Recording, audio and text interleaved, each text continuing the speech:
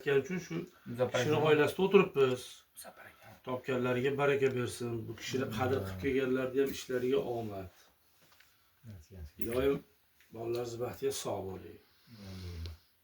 Sizni baxtingizga ular sog' bo'lsin. Shunaqa oqibatimiz yo'qolmasin uka. Hamisha bir-birimizni tushib nimaga yaxshilikka qilsak, tirikligimizda qilaylik. Qachon keldingiz? Kechami? Yo, oldin kun. Hech kime ma'lum emas.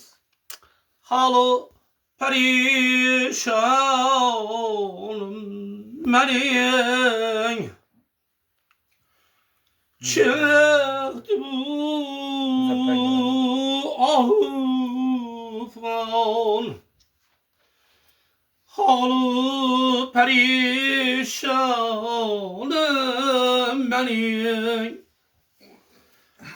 Men için şad etmeyine bulas ta ko'nglim